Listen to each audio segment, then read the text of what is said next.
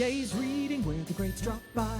Trendy authors tell us all the who, what, and why. Anyone can listen, cause we're spoiler free. Gaze reading, from Pulitzer stars to book club picks, where the curious minds can get their fix. So you say you're not gay, well that's okay. There's something for everyone. Gaze reading. Hello, this is Gaze Reading. I'm your host, Jason Blitman, and it is our season finale. Welcome back to those who have listened or watched before, and for those of you who are new, I am so happy to have you here. You can find Gaze Reading wherever you get your podcasts, and if you like and subscribe, not only will you be the first to know when a new episode drops, but it also really helps with the algorithm so that other people who like books, who love books, or are interested in conversations can more easily find Gaze Reading.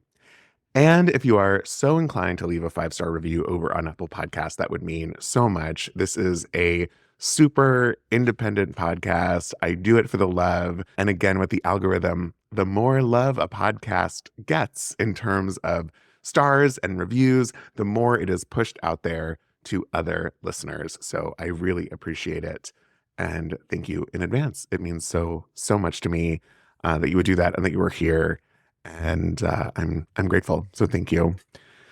Whew, y'all. Today's guest has it and that. And for context, you should go back and listen to the most recent R. Eric Thomas conversation because it is the one and only Ann Patchett. She's on the show today. Her full and proper bio is in the show notes. This conversation, as well as many others, are on the Gaze Reading YouTube page. And I have to say, there are a few faces that Ann makes that are well worth watching. So if you are listening at some point, it might just be worth a quick little watch. And while you're over on the YouTube channel, if you can subscribe over there as well, that would be fantastic. And if you're watching on the Parnassus channel, you could pop on over to wherever you get your podcasts and like and subscribe to Gaze Reading because we are everywhere. You could find us on Instagram at Gaze Reading and find all of the places where we have other fantastic authors and other great conversations. There have been so many incredible folks who have been on the show, and you should go check out the little back catalog. So Ann and I talk about her new annotated version of Bel Canto, and then we talk about some books that we would recommend as gifts. And then at the end of the episode, after Ann leaves, I share my most memorable books of the year, which might also make for good book and gift recommendations. Speaking of gifts, this is a reminder that I'm partnering with Aardvark Book Club to provide an exclusive introductory discount. New members in the United States can join today and enter the code Gaze Reading at checkout to get their first book for only $4 plus free shipping. So if you go to aardvarkbookclub.com, that's 2 A's. Aardvark is a weird word to spell, but the link is in the show notes, so no excuses. You could just go click right there. And when you check out, enter the code Gaze Reading. First book, $4. Cheapest book around.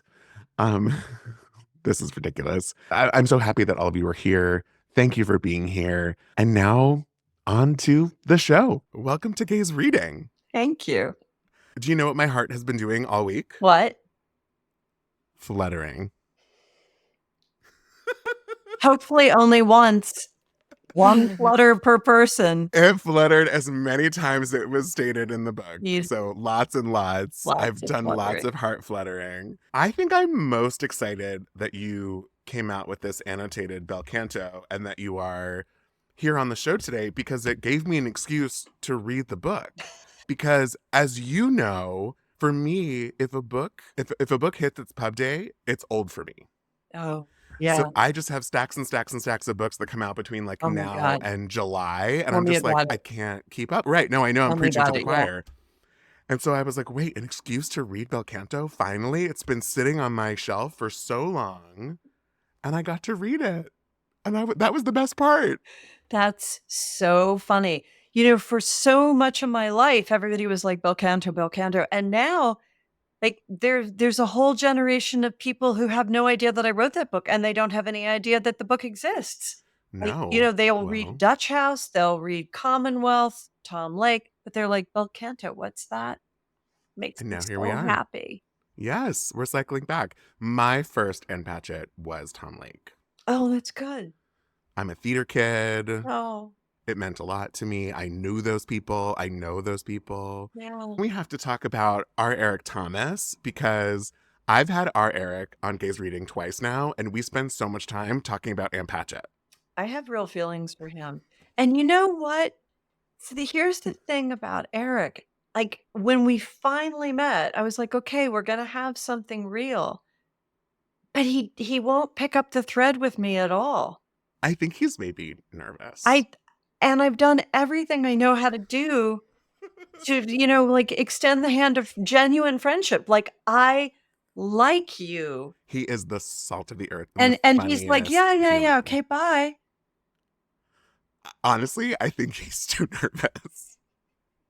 100%. But we love Eric Thomas. He's So much. fantastic and he's so talented. So much. And if you go back and listen to any of the episodes that he's been on Gaze Reading, you can also hear a lot about Ann Patchett because we talk a lot about you. Did he tell you about our event at the church where like everyone was seated and we went down the aisle arm in arm? It was such a moment of my life. It was so beautiful. So funny. Okay, Bel Canto. First, I couldn't believe I didn't read it. And now, of course, very high on my list of questions for you that you don't have to answer, and I know you're not going to want to answer because it's not fair, is what is your Bel Canto? What has been staring at you on your shelf for years and years that you can't believe you haven't read yet? Oh, boy. I'm going to answer that without thinking because it's so hard. But it's an interesting answer. I just finished reading Wide Sargasso Sea by Jean Rhys.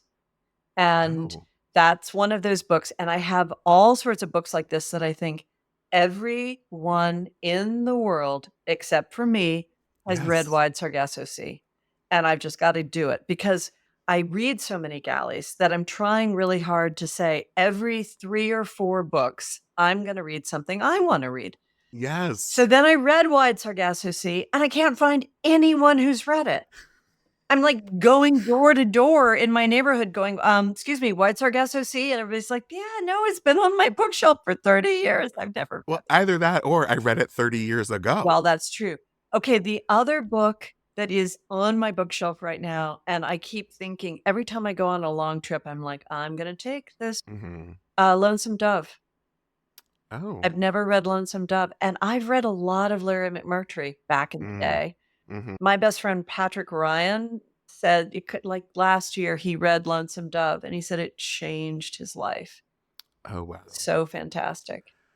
Have you? I have not, no. So I'm a new reader. I just started reading in like 2019 and now You've got your work cut out for you. And now I can't stop and I host a book podcast. So if something came out before 2019, I probably haven't read it or I read it in order to have a conversation like this. That's adorable. Okay. So my backlog is very long. But for me, one of the Bel Canto and Olive Kittenridge are the two that I'm like, I have to read. I've read all the Lucy books and I loved them. And so I know that the Olive books I will love. And let me tell you, because I do believe the world is divided into Team Olive and Team Lucy. And I am totally Team Lucy. Interesting. I've read all of Liz's books. I adore her. I wish I was her. She's fabulous. Okay. But the Lucy books are definitely my favorite. All right. Well, once I read the Olive books, I'll get back to you. Yeah. Okay. For me, coming into Bel Canto with fresh eyes, what I found so interesting was I was reading it post-COVID. Exactly.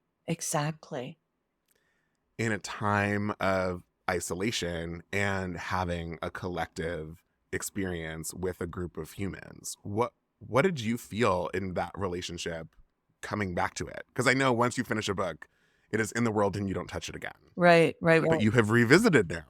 So wait, I have to ask you a quick question though. Yeah. Did you read Bel Canto and then like thumb through the annotated edition? Yep. Okay. All right.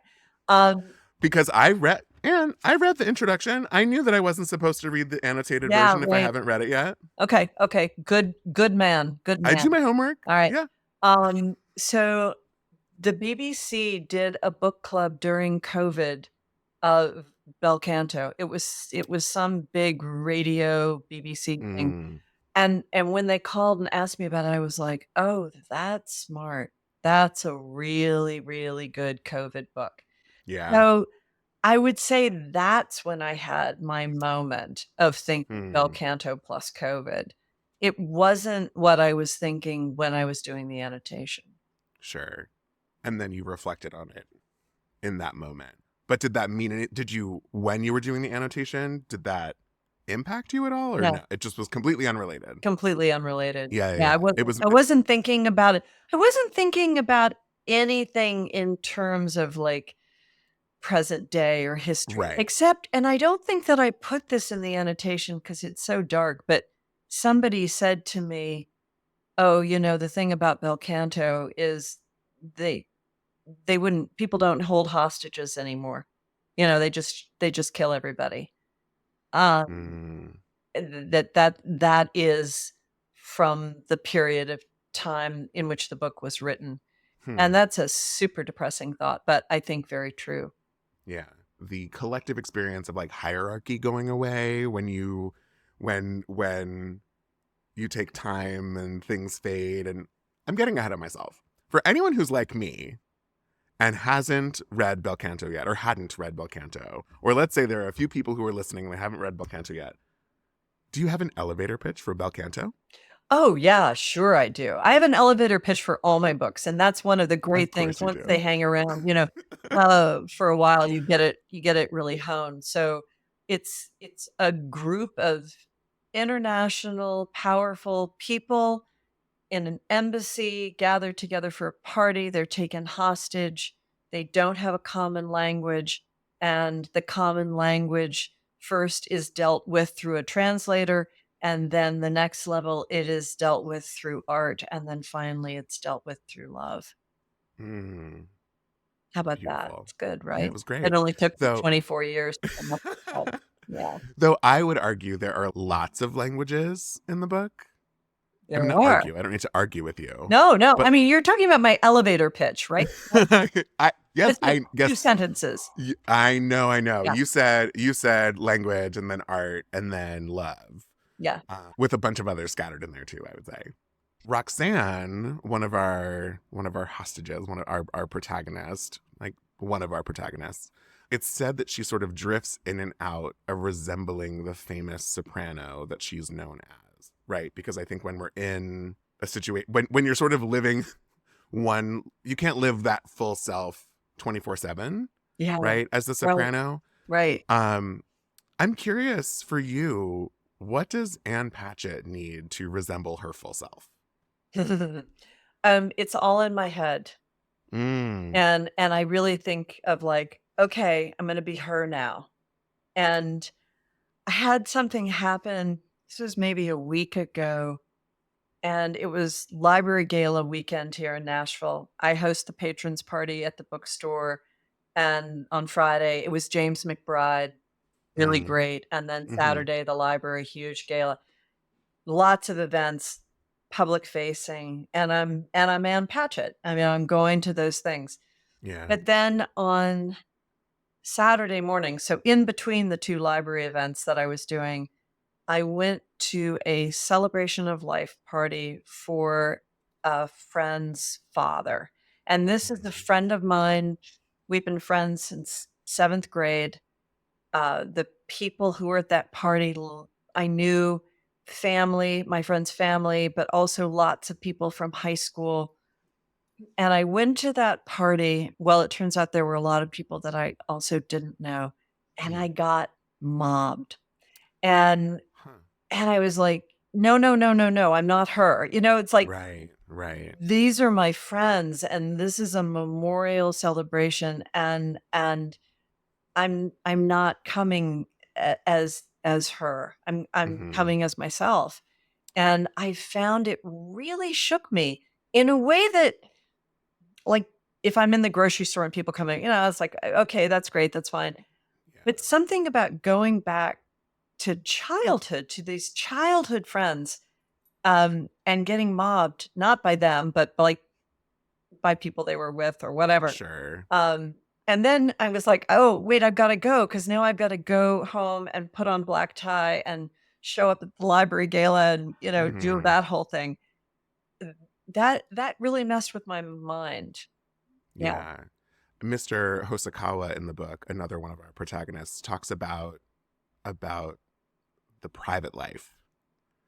Right. And so I imagine there is that difference between the Ann Patchett public figure and, as I heard you say on another podcast recently, Anne Van Devender, Yeah. who has to do the laundry. That, Right. And like that's a very different thing. yeah. And I'm sure a tricky balance. It's fine. It's been going on for a long time and I'm good and I can roll with it. It was almost more interesting that I got caught off guard last Mm, week. That's mm, the part that surprised me. I was like, "Oh, I didn't know that I was capable of still feeling this way because mm-hmm. I am her so much of the time and I roll with it and it's fine and people are lovely and all of that." Sure. Um, I mean, I think what's in my brain is like imagining, I don't want to say imagining you in a hostage situation, but imagining like that's sort of what Roxanne is experiencing, right? She's like, I just want to be my private self right now because we're all under duress at the moment. yeah, And right. like, we're all just people, Right, you right. know? Yeah. It's interesting. So because of Bel Canto, I met Renee Fleming, and Mm-hmm. we are very good friends. And the thing that always blows my mind about Renee is she is always Renee Fleming, Hmm. always. Do you And think that's a performer thing? I don't know, but Yeah. like if she's walking around her apartment, she's wearing some unbelievably well, it's actually not an apartment anymore now, she lives in a big house in Washington, but, she's wearing some unbelievably artful Japanese shrug, Yeah. and when she goes to Kinko's, she does it, she just there's never a moment when she doesn't present as herself, Yeah. and So what you're saying is maybe Roxanne is perfectly happy being Roxanne the yeah. whole time. Yeah, maybe, which is something that I didn't know when I wrote Yeah. that book. So Yeah. many things that I didn't know. I wish I had been friends with Renee Fleming, and then I could have written the book. Sure. So one of the early plot points of the book is that uh, essentially what is all happening is Mr. Hosokawa is at a party where he is the guest of honor and he is inspired to go because this opera star is going to be there. This opera star, Roxanne Koss. Who would your Roxanne Koss be? What would get you to the party? Oh, that's interesting. Like who could they use as bait? Yeah. Well, it would be people that I know, like I have gone to a lot of parties because of Renee. I have Huh. gone to a lot of things and places, including Russia, that I wouldn't normally find myself in, except that Yeah. I was with Renee. I'm trying to think of like somebody that I know Yo-Yo Ma. I would I would go anywhere, to see Mm-hmm. Yo-Yo Ma, to see Emmanuel Axe. Yeah, it's classical music for me. Oh, interesting. Yeah. Okay, cool.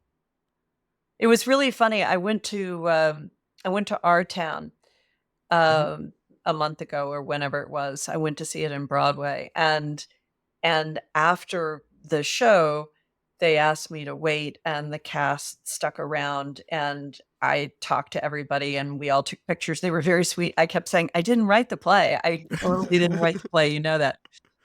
But Jim Parsons was fantastic, and we're standing there talking, and he said, "And did you play Emily?"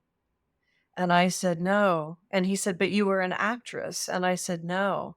And he said, "How did you know all of that?" I was like, I'm Mm-hmm. a writer and I make stuff up." He said, "How many Our Towns have you seen?" I said, "This is the first time I've ever seen the play." I know, What? because I read it. I read it. I read it. Yeah, I yeah, read it, yeah. but I had never seen it. And I said, "And what's more than that, I don't own a television. And this day is the first time I've ever seen you act." And Wow. He put his hands on my shoulders. He was like, I have been looking for you for so long. Oh my God, I that's mean, so funny. it was so real for him to Yeah. be released from the roles that he is famous for. And I was like, Mhm. all I know about you as an actor is what I just saw you do. Mhm. And you're amazing. How special. Yeah, it was really beautiful. I have no Um, idea how I just went down that rabbit hole, but that's I'm okay. just dropping Jim Parsons' name all over. We love Yeah. the book opens with this concept of that there's a kiss and it's remembered by lots of folks and they also probably didn't see it because it Right. was in darkness. And there's this idea of remembering something that we haven't actually seen. Is there something that you feel like you remember that you didn't actually see?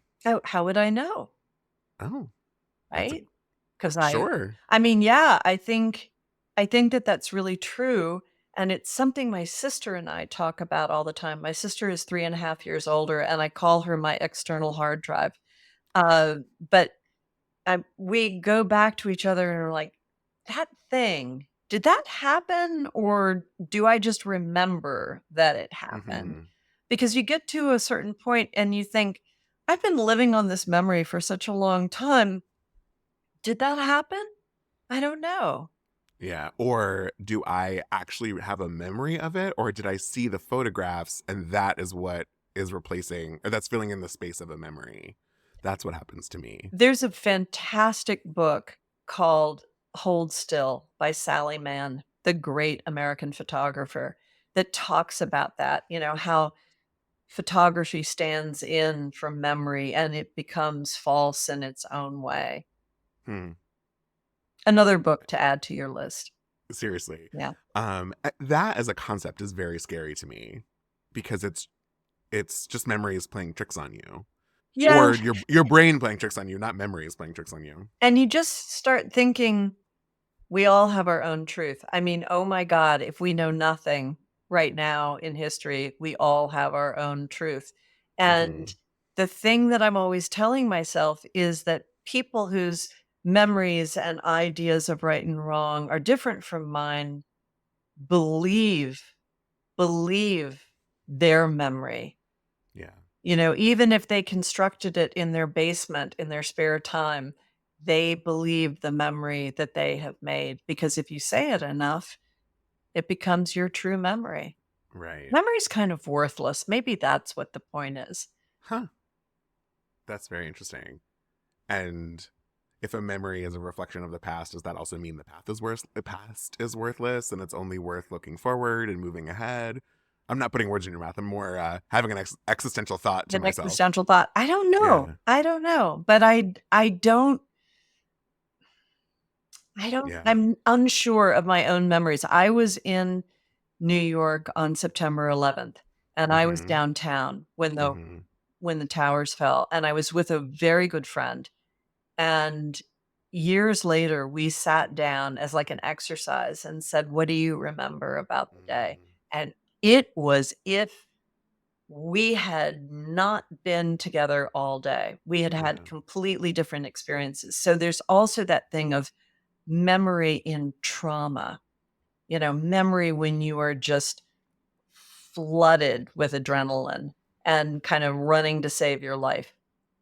We had Yeah. 2 entirely different days and we were together all day. And to this day, I mean, I know that each of us believes that I believe I am right. She believes she is right.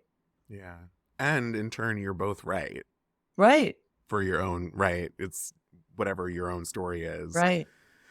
And who's to say what right even means? Boy, here we go. um, Thinking about something, if we're getting deep, there's one of the priests in the book listens to music and he says that he feels his soul fill with a kind of rapture when listening to the music. Is there something that fills your soul with a kind of rapture? All sorts of things. I mean, Yeah, my soul is a wide open door ready I to love be that. filled with rapture. So, definitely music, but today, just it was Mm. just a fantastic fall day after being way too warm for way too long. Suddenly it was cold and bright and very windy, and suddenly the leaves seemed orange and were swirling around. And yeah, that fills up my soul. It's a Every very lovely and optimistic outlook. I appreciate that. I am a glass half full kind of gal, which the thing that I have realized over the course of my life is that is just the salt in my brain. That is just the hand that I was dealt. And Yeah. I am a cheerful, optimistic person. Even now, even in these times, I think, Yeah. you know what? History's hard. Look backwards. You think this is the worst time? This isn't the worst time. No. Things have been I was worse. just in an interview this morning and I was saying that I am a glass half full, optimistic person, Hello. realist rising. Yeah. Yeah. I, Yeah, I I think think I I think think that's that's true. a very, very fair assessment of what I am. But I get I get weary of people who associate being smart with being bitter and negative and saying, "Well, everything's Mm, over." Like if you were as smart as I am, you would understand the world is coming to a crashing end. And I think, yeah, no, really not so much yeah, no. It's been coming to a crashing end for for a really long time. millennia, And right? and and also take whatever energy you have wringing your hands and saying, "I knew it all along." Like, get off your ass and go do something about it. Yeah. That's the pull quote of the episode. Rigoletto is Mr. Hosokawa's entryway into opera. I don't want to make any assumptions, but having consumed a lot of Ann Patchett content, is it safe to assume that Charlotte's Web is your Rigoletto? Hmm. Yes, it is. That is a very safe assumption. Charlotte's Web is Hmm. my Rigoletto. But here's the interesting thing. I love interesting things. I had never seen Rigoletto in much the same way I had never seen Our Town. And I was in New York for a week recently, and I was staying right by Juilliard and taking the crosstown bus back and forth. And I was standing next to this big broadside from the Met. And I realized that Rigoletto was going to be playing the next day. And I was free for the matinee. And I went to see it. And oh my God, it was brilliant. It was a Well, that's good. fantastic production, but it's an opera I have listened to so many times Mm, and read about and know about. But to see it, it was such a gift. yeah. Yeah. I didn't get opera until I was in Barcelona and saw a production of Rent, the musical, performed in Catalan.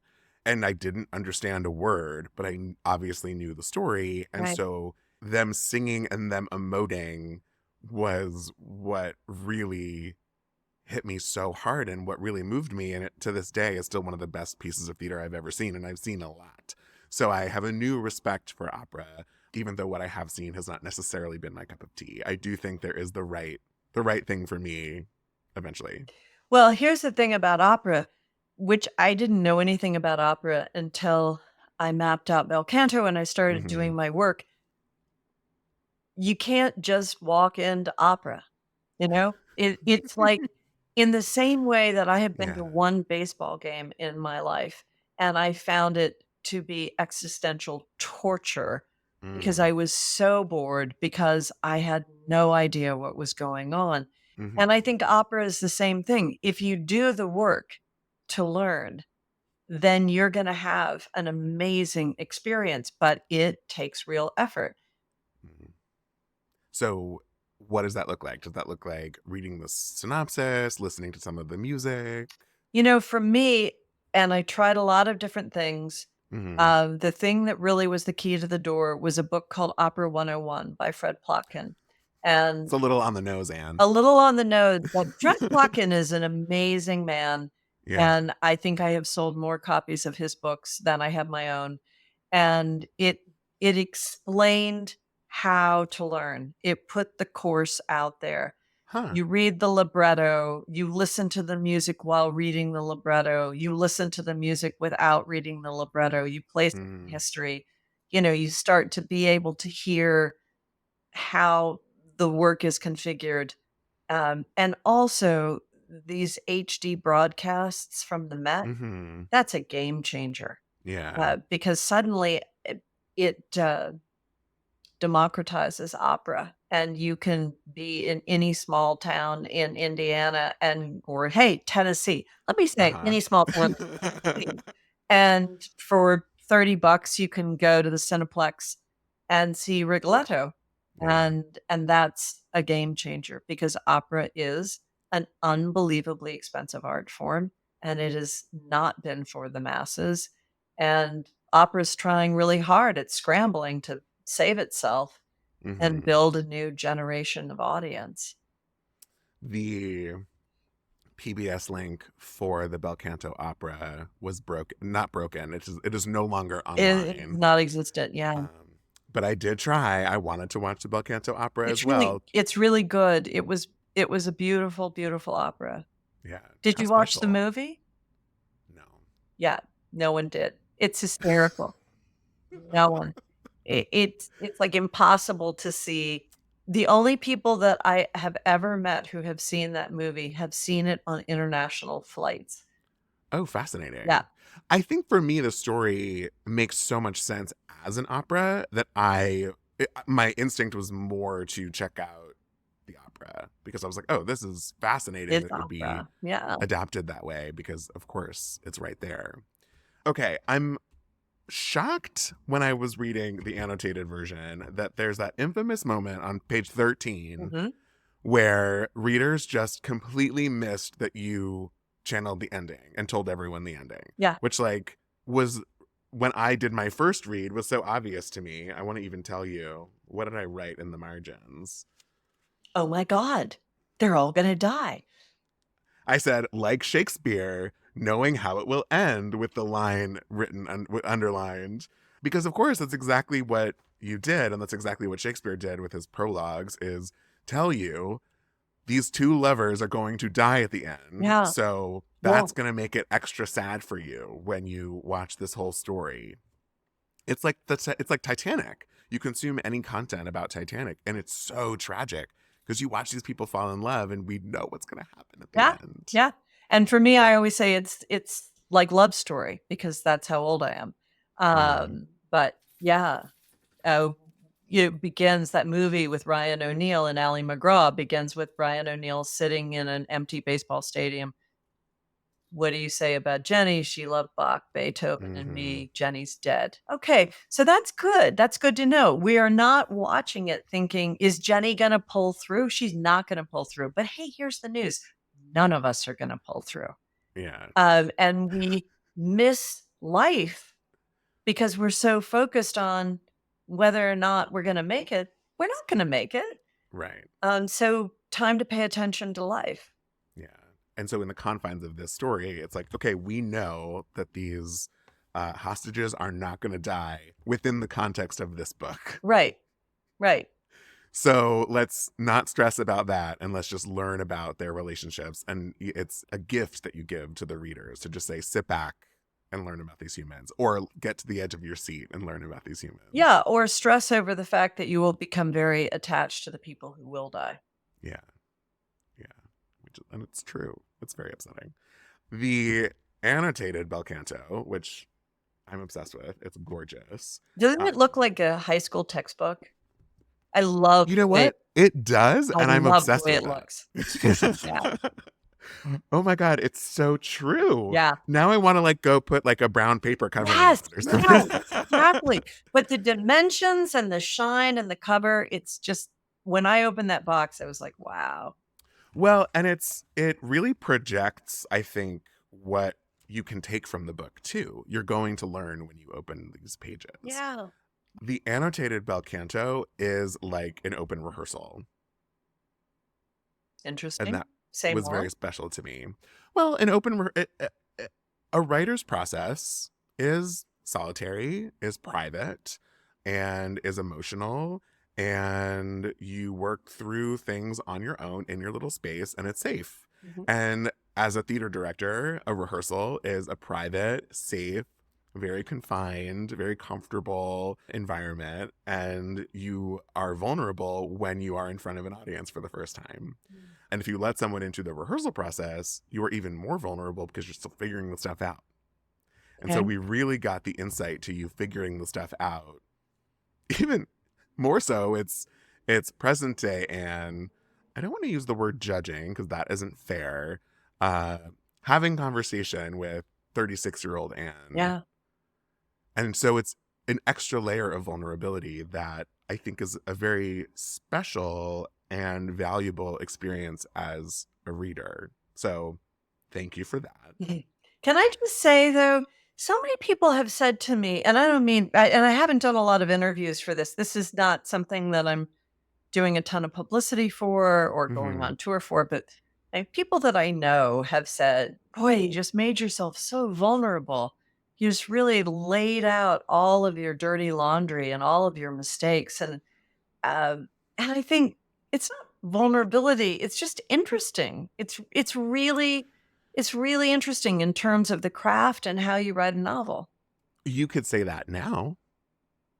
Yeah. I bet I think it's vulnerable. I feel vulnerable for 36-year-old Anne. Maybe that's because I'm 36. Okay. All right. Right. And so I'm reflecting on how will I feel in 24 years, reflecting back on when I re-listen to episodes of Gaze Reading. Exactly. You know, Exactly. I would feel vulnerable if I was critiquing this tomorrow. Sure. Right. Yes. Right. But I Right. think in the future, But when there's you're enough 60, time and buffer. right, when you're 60 and you listen to this again and you think, I should have asked her this, Yeah. or how bold of me to ask her that. I'm Mm-hmm. proud of myself. I am disappointed in myself all at the same time. That's not vulnerable. It's just Yeah. interesting. Sure. It's maybe less of an open rehearsal and more of like a documentary Yeah. Yeah. of what the process was like that many years ago. Is there something you would say to your younger self now, other than commas Get a and copy editor, maybe. Yeah. Um, other than that, like sort of in a holistic sense, is there something you would say to your younger self? work harder. Oh, interesting. Work harder. Just go over it 100 times more because I Mm, was capable. mm. And if I had done things like that I do now, read things aloud, just go over them again and again and again, um, I could have made that book better. And I really, when I was doing the annotated version, I had this moment of thinking, maybe instead of circling all my mistakes, I could just fix them and bring Mm. out Bel Canto Taylor's version. And I could make this an amazing book now. Mm-hmm. And the structure would be the same. I would just clean up the mistakes. But the problem is, because I am not Taylor Swift, everybody who had read it before, would say, oh, it was so much better the way it was. Mm. And so I couldn't do that. I had to just circle all the mistakes and leave it out there. But it was a very Interesting. interesting thing to think about. Well, what if I just fix them? Yeah. Do you know the movie Picnic? No. Okay. It's a classic movie starring like Rosalind Russell and other people, but it's based on a play called Picnic Yeah. by a playwright named William Inge. And the producers on Broadway for the original production didn't like the way it ended, and they were only going to fund it if he ended the play the way that they wanted it to end. And so he did, and it became a very famous play. It's been revived on Broadway multiple times. It was turned into a film. But then he went back and rewrote the play to be what he wanted it to be, and it's under a different name called Summer Brave. Yeah. And it was certainly less popular, but the product that he wanted out in the world is what also exists. So it's fascinating because the plays are almost identical, but it's not dissimilar from what you were saying about some nips and tucks and fixes and changes and maybe, chunks here and there. And that's what he did with this second version of the play that no one even really knows about, but it's there. That's so interesting. Yeah. Yeah. I think you could do it, and you could, instead of Bel Canto, Taylor's version, it could be called Bel Canto. With the Okay. So here's an interesting thing. One of the things that I got out of this book was a real understanding of my own process and the way that I write now, which I think is very weird. And I just rewrite everything over and over and again, micromanaging every word and every sentence. And when I went back and read Bel Canto, I thought, God, I'm glad that I write that way now. This is really a better way for me to be writing. But I'm writing a novel now, and I have 50 pages of it. And I have a very close friend in Australia, and she said, for my birthday, I want you to make a recording of something. I want you to read something to me, anything you want. And so I read her the first chapter of this novel that I'm writing, which nobody. My birthday is April 6th. Oh, okay. Okay. Well, hey, by April 6th, I may be done with it. I'm teasing. And I read the first chapter, made a long voice note, and she said to me, I don't know what happened to you in between Tom Lake and this, but she's like, you have really changed. And I said, I know what happened to me. I did Bel Canto. Wow. I went through and did the annotation, and it really, I think, both gave me confidence, but also just said to me, just stay in the language for as long as you want. Make it absolutely right. Don't rush through anything. And it just gave me this incredible permission. And it was really so kind of my friend to be like, yes, this is working. Wow. How amazing to even know that difference is recognized. I know. You could see the change in yourself, but for it to show that clearly in essentially a rough draft audio message, that's very cool. How special to have an opportunity to reflect on work like that. Yeah. Okay, so something that you get frustrated by yourself in this book. Well, let me start by telling my anecdote, and you'll understand why. Okay, I never thought I would tell you this. I never thought I'd have the opportunity to tell you this. And even if I did have the opportunity, I would have never even told it to you because it's embarrassing and it's stupid and it's silly, but it is relevant and you will understand. We want to know. We're making ourselves vulnerable here. We're very vulnerable. I was in conversation with Claire Lombardo the evening that she met you. So she was with you that morning and with me that evening. Okay. And because I saw that on her Instagram, the very first thing we did when we sat down in front of the audience at the bookstore, I was like, you have to tell me about Ann Patchett. And we were like going on and on talking about Ann Patchett. And I was being very silly. And the first silly thing that came to my mind was, did she smell good?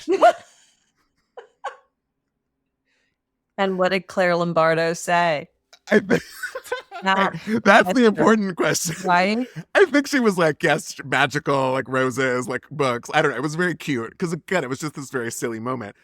But the reason why I'm bringing it up in the context of the annotated Bel Canto, aka the ABC, is because you address how often you bring up the way a woman's hair smells. Jesus.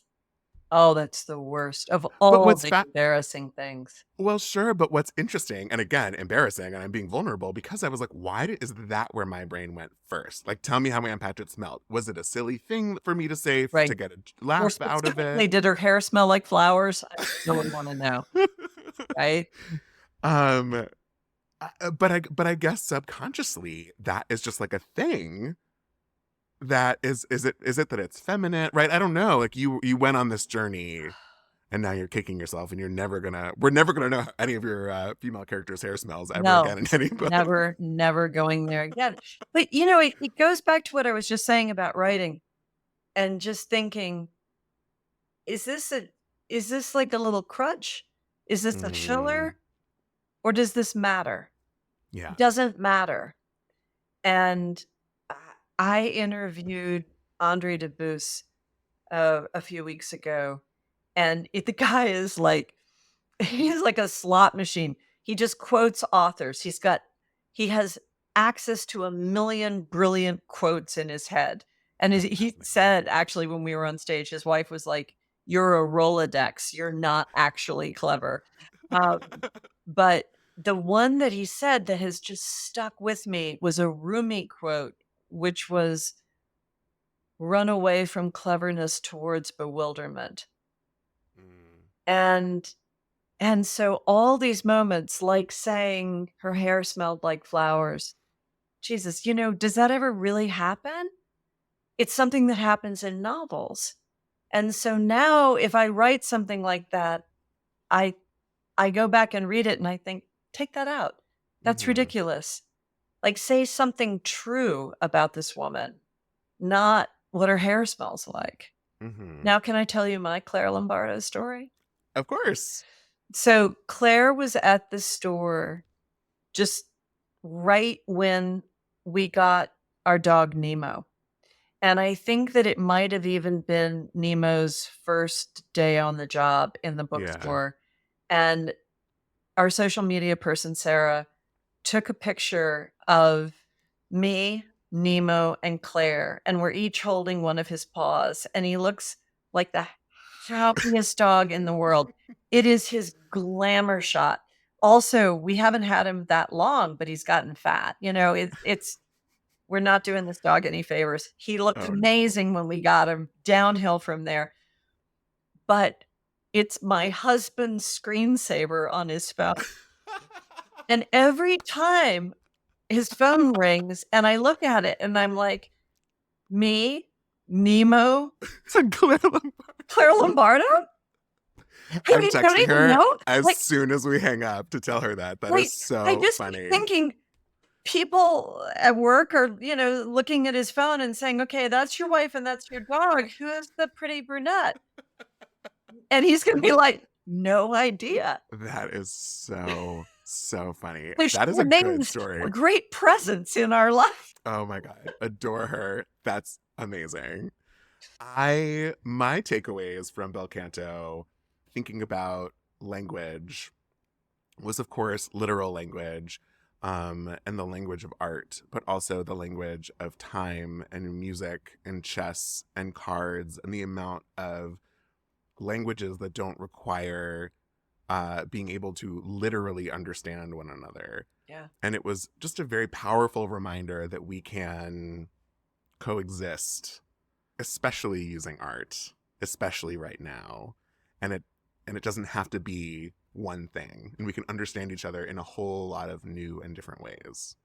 Yes, absolutely. And I have to say, I've gone through periods of thinking, art, seriously, novels, literary fiction, like, what am I doing? It doesn't make any difference. It's a fiery ball.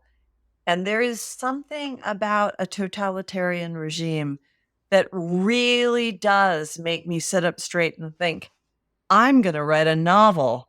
I'm going to make art and save the world. I feel energized by oppression. It's funny you say that, because I am not a writer, and I've had one sort of nugget of an idea noodling around in my head for like 10 years now. And that's essentially the thesis, like, why art right now? And it has become a little louder as the weeks have gone on.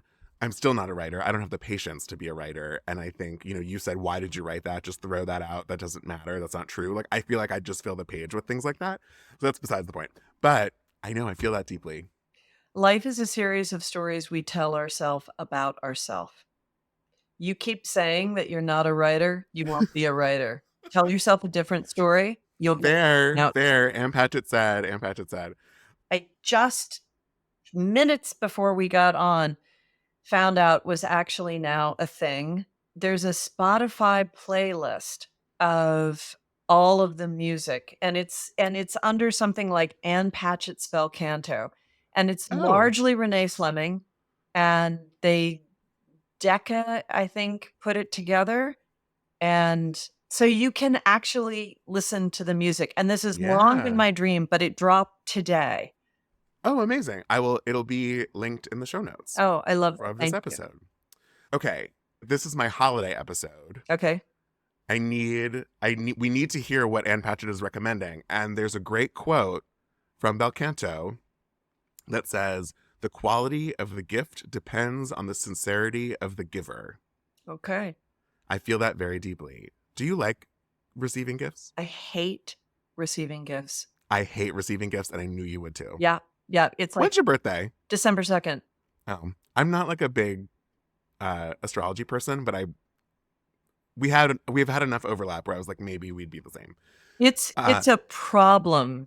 And part of it is people send me things all the time, no matter how much I beg them not to.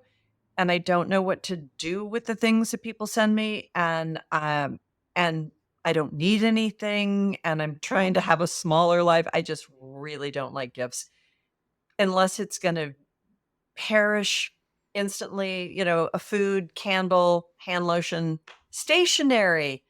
My childhood best friend, who's always like, she's such a gift giver. She's like, you have to let me give you a gift. And I finally said, stamps or stationery. Oh, Yeah. that's It's good advice. not going to stick around. Okay. But you want me to recommend some books? Well, yes, of course. All right, You are what I do. one of our favorite booksellers in all the world. Okay. So, I mean, the most obvious one is James by Percival Everett. No. Which won the National Book Award last night. Yes, it did. It's the book of the year and the book of the decade, and it's the book. It's a wonderful book. Really, if everyone in the country read this book, I think we could solve a lot of the problems of America. It's brilliant. I am obsessed with Niall Williams' This Is Happiness. And last Tuesday, the new Niall Williams came out, Time of the Child. And it is not a sequel to This Is Happiness, but there are the same characters and it's in the same town. Great Irish literature. I loved Martyr by Kaveh Akbar, which was Gay's reading guest, Kaveh Akbar. Is he something else or what? Cannot get over him. Cannot get over him. I had a lot of feelings last night because I wanted him to win. I was glad that James won. But Kaveh's, he'll have more chances. It's interesting. We were doing an event at the bookstore last night and we were all waiting and somebody said, oh, but I love Kaveh so much. And I was like, a guy who has written one novel up against a guy who has written 31 novels. Yeah. This is the moment for Percival Everett to win. Yes. I loved that book. Louise Erdrich's Mighty Red. Doris Kearns Goodwin, An Unfinished Love Story. I am a big Doris Kearns Goodwin fan. So if you like some American political history, it's a wonderful book. She worked for the Johnson administration and her husband worked for the Kennedy administration. And it was just this through line throughout their marriage. He was always on Team Kennedy and she was always on Team Johnson. And it's a great book. Amy Tan's Backyard Bird Chronicles. Incredible gift book. She spent her pandemic drawing birds in her backyard and writing little essays about them. And I love that. Billy Collins was here last night with Water. And we all need to read more poetry. And if you don't read poetry comfortably, Billy Collins is the place to start. He's such a good guy. Children's books, because we should do that too. Yes, we should. Hotel Balzar by Kate DiCamillo, a little tiny middle grade novel about a little girl after the war living in the servants' quarters of a hotel. And for picture books, Sophie Blackall's Ahoy. Are you starting to panic? Are you starting to wish you hadn't asked me? No, I have a stack next to me in case you were going to turn the question back on me. Hey, let me turn the question back. Do you know this? No. After the Fall by Dan Santat? No. It is what happens after Humpty Dumpty falls. I'm into it. And how he needs to get back up again. I tell you, this book made me sob. It's fantastic. Hey, do you know a book called Duck, Death, and Tulip? No, Write but that tell down. me more. That's a picture book. That's going to be your favorite book. When you just said we have some overlap, And that's a book that people are so horrified by. And I'm like, if you like this book, you will understand everything about me. Interesting. Me and Jenny Jackson, too. We have very similar taste in things. So this is, Yeah. we're on a good roll. This, of course, congratulations, the best is over. Would give to anyone. Best. This Also, an amazing audio. Such a good audio. Such good audio. And he reads his other books too, Yeah. Eric Thomas. He's so good. Start Here by Sola El Whaley is a cookbook. This is a cookbook for people who are stressed out about cookbooks. Interesting. It holds your hand every step of the way, and it is designed to be user-friendly visually. So it doesn't take you forever to like find the things. I love it. I love it. And one of my favorite books that I picked specifically because we're talking about Bel Canto is Anxious People by Frederick Backman. It is a fellow hostage book. Okay. Very different. Did you not read it? I haven't read it, but that's a big seller at the store. People love that book. Terrific book. Also a hostage book. So you could read it in concert with Bel Canto. And I want to recommend one book to you while we're talking. Yeah. Maybe another book to you but I can recommend. I can also cut whatever we want. This is the thing. I want you to get a book by Todd Doty called Little Pieces of Hope. Do you already have it? He handed it to me 2 weeks ago. Jesus, I love that book so much. I love him. Such a nice guy. We call each other true friend. That is our mutual pet. That's so cute. That book rewires your brain with joy. I don't know how it works. I really read it, every word of it, and something in my brain just shifted. Also, and we need that right now. Have you read it yet? No. It just a page. On my list. As soon as we hang up, I'm going to text Claire Lombardo and I'm going to start reading this. You don't need to sit down and read all the way through. Just pick it up and read a little bit.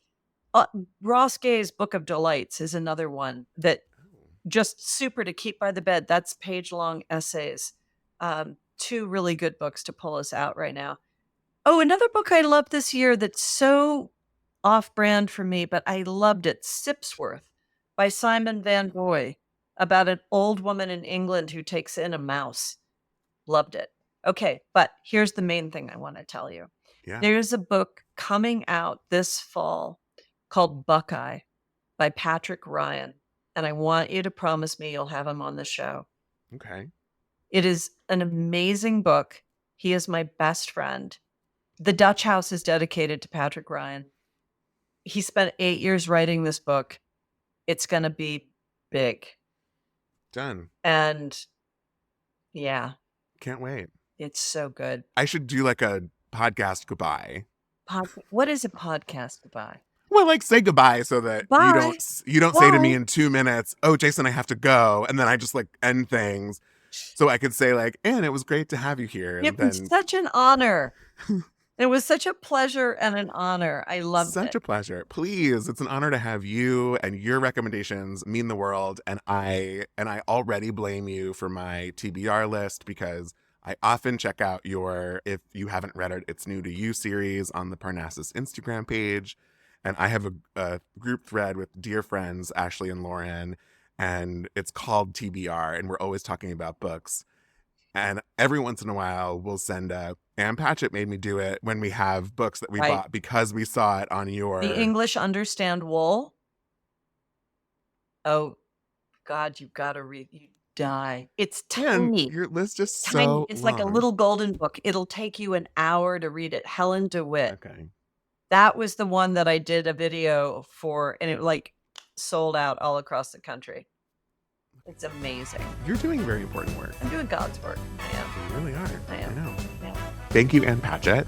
The one and only Ann Patchett, y'all. It was Ann Patchett. I can't believe it. So now quickly, I just want to run through some of my most memorable books of the year. Thinking about favorites, I wouldn't even say they're favorites. I loved them all so much, but there are so many books that I've loved this year.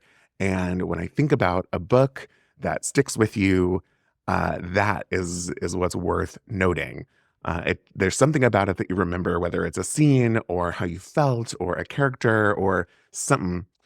And that is what all of these books did for me. So I'm just going to run through them. They're in alphabetical order by the author's last name. I'll give you a little bit about them because I'm sure most of them, if not all of them, are already on your radar. But just in case, here we go. Okay. Martyr by Kaveh Akbar, a newly sober orphan son of Iranian immigrants, guided by the voices of artists, poets, and kings, embarks on a remarkable search for a family secret. Kaveh is a poet first, and his writing is just beautiful and spectacular.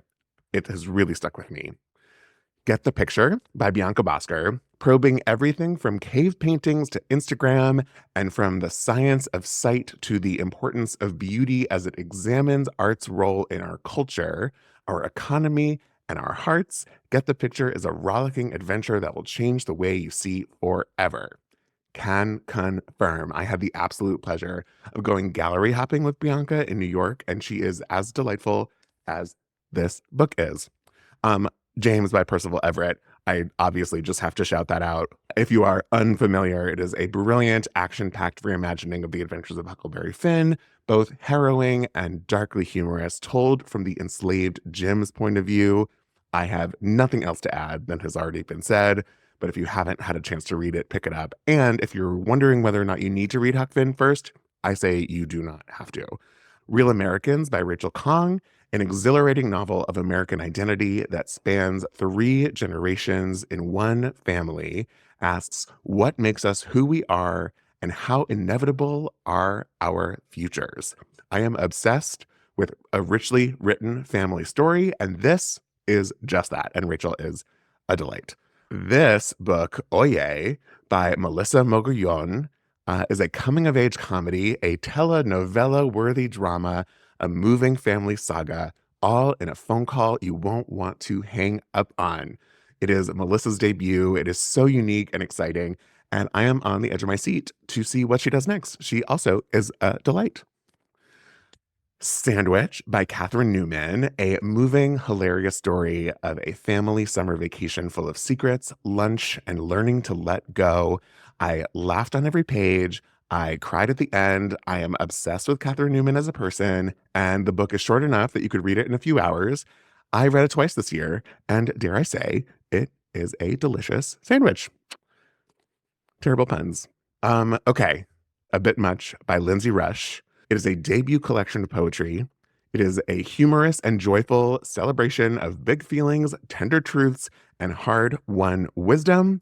I don't like poetry. I don't get poetry. I am obsessed with this book. It was pitched to me as poetry for a millennial woman, and I devoured it and loved every single page, and she's also a delight. So many of these folks have been guests on Gaze Reading, including Lindsay Rush. Colored Television by Danzy Senna, a brilliant take on love and ambition, failure and reinvention, and the racial identity industrial complex from the best-selling author of Caucasia.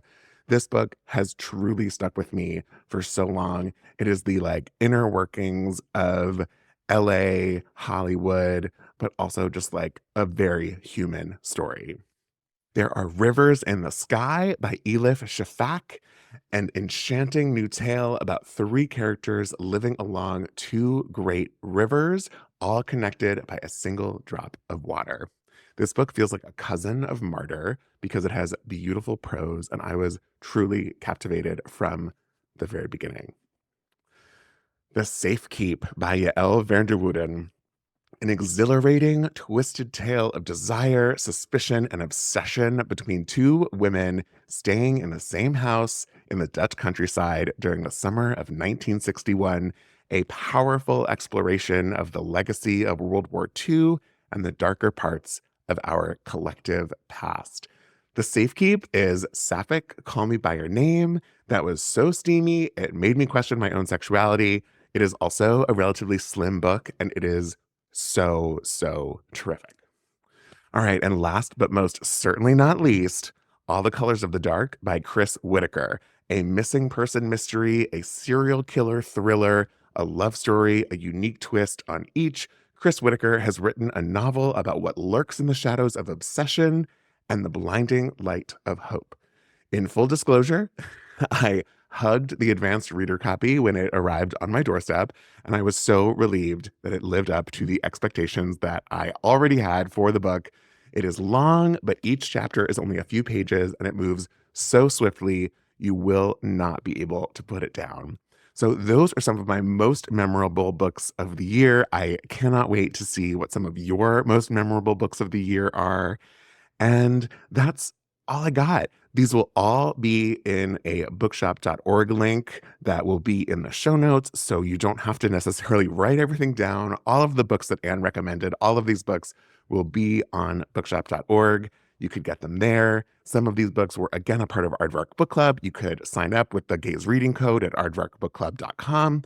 99% of these folks were on Gaze Reading this season, and it has been such an absolute pleasure and honor getting to talk to all of these people. And you can go back and listen to some of those conversations. If you're not quite sure if the book is for you, you can get a vibe about the book, you can get a vibe about the author, and it's a great, great and exciting way to explore whether or not a book might be for you. All of that said, if you're liking what you're hearing, please share it with your friends, follow on social media. We're at Gaze Reading on Instagram. Like and subscribe wherever you get your podcasts. And this has been truly, truly wonderful. I hope everybody has a wonderful holiday season, a very happy new year, and I look forward to more books, more fun stuff in 2025. Fantastic. Happy New Year, everybody. See you very soon. Bye.